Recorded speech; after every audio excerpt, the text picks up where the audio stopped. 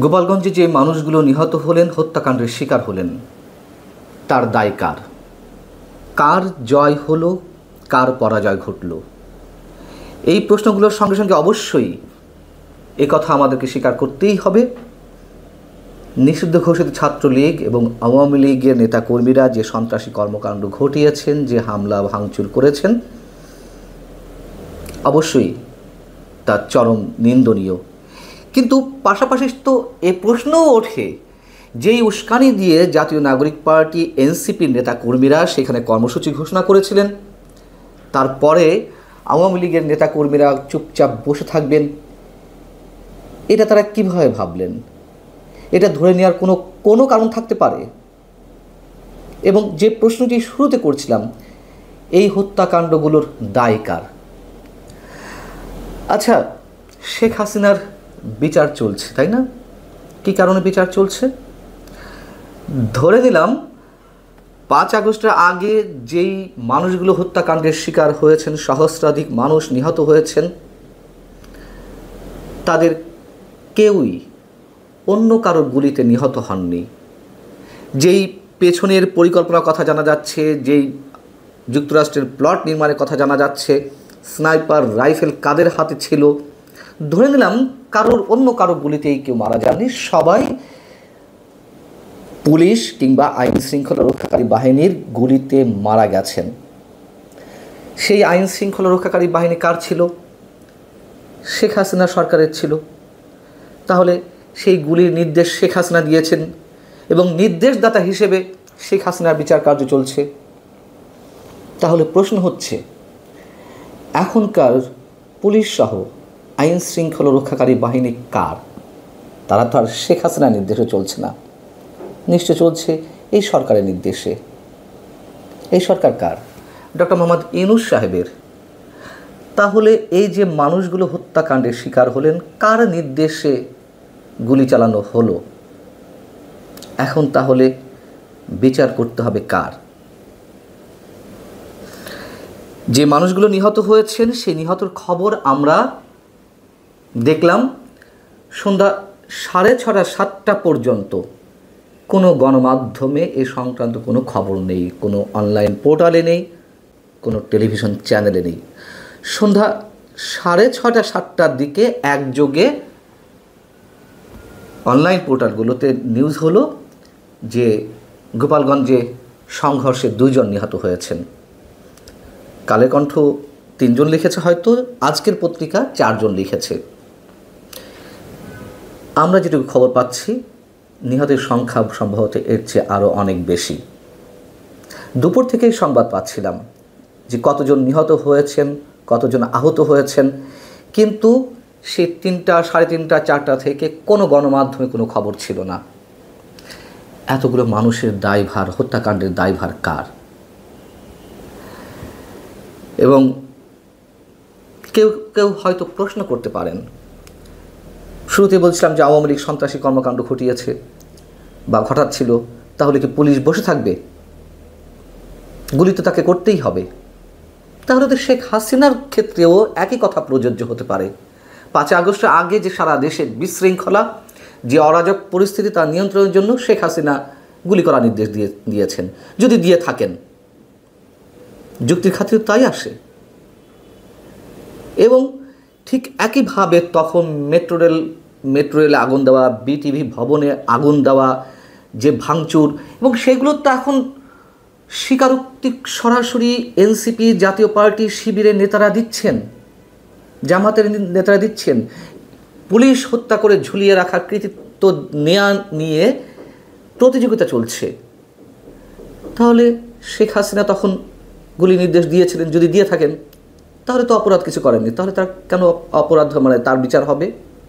আর যদি বিচার হতেই হয়, তাহলে 16ই জুলাই যে হত্যাকাণ্ডগুলো ঘটল, আমরা স্পষ্ট দেখলাম যে গুলি করা হচ্ছে আইন শৃঙ্খলা রক্ষাকারী বাহিনীর পক্ষ থেকে। বিচার কি হবে এইগুলোর? যেমনটি আমরা প্রশ্ন তুলেছিলাম 16ই জুলাই, ঠিক 2024-এ আজকের এই দিনটিতে আবু সাঈদ হত্যাকাণ্ডের শিকার হয়েছিলেন, তাকে পুলিশ গুলি করছে, রাবার বুলেট ছুটছে, তখন তো আমরা পুলিশের বিচার দাবি করেছিলাম এবং সেই বিচারের সূত্র ধরে মানে দাবির সূত্র ধরে শেখ হাসিনার বিচারও অনেকে করছিলেন। সরকার একটি বিবৃতি দিয়েছে, ঠিক 5 আগস্টের আগে শেখ হাসিনা সরকারকে যেভাবে দায়ী করা হয় যে এইভাবে মানুষ মরছে, সেই সম্বন্ধে একটি কথাও উল্লেখ করা হচ্ছে না সরকারের বিবৃতিতে। শুধু মেট্রো রেল কিংবা বিটিভি ভবনে গিয়ে শেখ হাসিনা কাঁদছেন। তাও তো সেখানে আবু সাইদের কথা উল্লেখ করেছিলেন তিনি যখন সম্ভবত বিটিভি ভবনে গেলেন ক্ষতিগ্রস্ত বিটিভি ভবন পরিদর্শন করতে। কিন্তু সরকার যে বিবৃতিটি দিয়েছে সেখানে তো এই হত্যাকাণ্ড নিয়ে একটি শব্দও নেই। যারা নিহত হয়েছেন তাদের উদ্দেশ্যে কিছু বলেনি।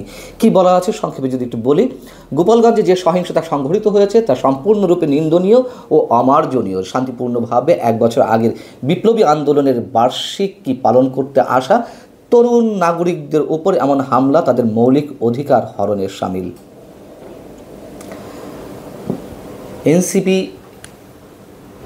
মার্চ টু গোপালগঞ্জ ঘোষণা দিয়ে যে সমাবেশ বা সভার আয়োজন করেছিল, তারা কি মনে করেছিল যে গোপালগঞ্জ তারা দখলে নিয়ে নেবে, খুব সহজে গোপালগঞ্জে সভা সমাবেশ করে চলে আসবে, এর মধ্য দিয়ে তারা প্রমাণ করতে পারবে যে গোপালগঞ্জ তারা স্বাধীন করে নিয়েছে?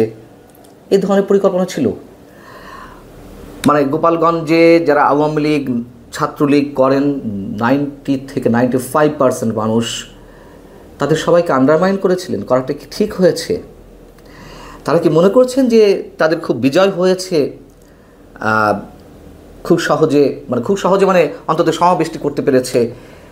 তারা গোপালগঞ্জের বুকের উপর দাঁড়িয়ে বলতে পেরেছে যে মুজিববাদ মুর্দাবাদ, মুজিববাদ নিপাত যাক, এটি তাদের বিজয়? খুব সাহসিকতা দেখিয়েছে। এতই সাহসিকতা দেখালো যে তাদেরকে ফিরতে হলো সেনাবাহিনীর ট্যাঙ্কের মধ্যে লুকিয়ে। পুরো রাষ্ট্রযন্ত্র ব্যবহার করে তারা সমাবেশটি করেছে। অনেকে বলতে পারেন যে তারা বীরত্ব দেখিয়েছেন, সমাবেশটি তো করেছে। আওয়ামী লীগের সময় যখন ছাত্রলীগ যুবলীগ বা আওয়ামী লীগের নেতাকর্মীরা রাষ্ট্রযন্ত্র ব্যবহার করে পুলিশ সহ সব ধরনের আইন শৃঙ্খলা রক্ষাকারী বাহিনীর সহযোগিতায় বিরোধী দলের উপর হামলে পড়ে, যখন তারা নির্বিঘ্নে তাদের সমাবেশটি করে ফেলতে পারে, বিরোধী দলের সমাবেশ করতে বাধা দেয়, তখন বলেছি যে এগুলো খুব বীরত্বপূর্ণ কাজ? আমরা হেসেছি না? এগুলো কাপুরুষতা বলে উল্লেখ করিনি? যদি সেইগুলো কাপুরুষতা হয়ে থাকে তাহলে তো 16ই জুলাই গোপালগঞ্জে যা ঘটলো সেগুলোও তো চরম কাপুরুষতা, বীরত্বের কিছু দেখি না। সবচেয়ে বড় কথা, এনসিপিকে কেন এই সভাটি করতে হলো উস্কানির মধ্য দিয়ে? গত 2-3 দিন বা 4 দিন ধরে পুলিশি অভিযান তো চলছিল, অনেককেই আটক করা হচ্ছিল। কেন আটক করা হচ্ছিল? আইন শৃঙ্খলা রক্ষাকারী বাহিনী ধরে নিয়েছে বা তাদের কাছে তথ্য ছিল আওয়ামী লীগ বা ছাত্রলীগ সন্ত্রাসী সংগঠন হিসেবে সন্ত্রাস করতে পারে, এজন্য অভিযান চালিয়েছে, তাই না? যদি পুলিশের পক্ষে যুক্তি দিতে হয়। আচ্ছা,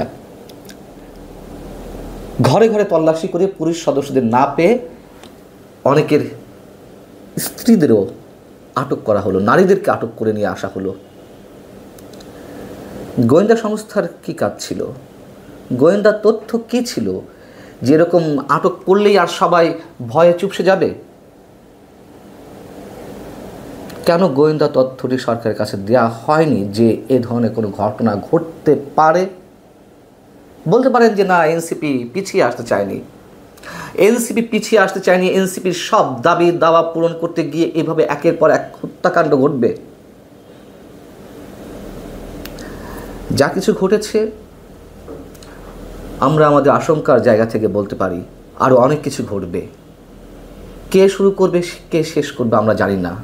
আমরা শুধু এটুকু বলতে পারি যে ভয়ঙ্কর এক ডিপ স্টেটের খেলা চলছে। গোপালগঞ্জে কারফিউ জারি করা হয়েছে। কাল যে সরকারের পক্ষ থেকে অন্য কোথাও কারফিউ জারি করা হবে না তা তো আমরা নিশ্চিত করে বলতে পারছি না। আর নির্বাচন, যারা এখন নির্বাচনে আশা দেখছেন তাদের প্রতি আসলে আমাদের করুণা হয়। ভালো থাকুন সবাই। আল্লাহ হাফেজ।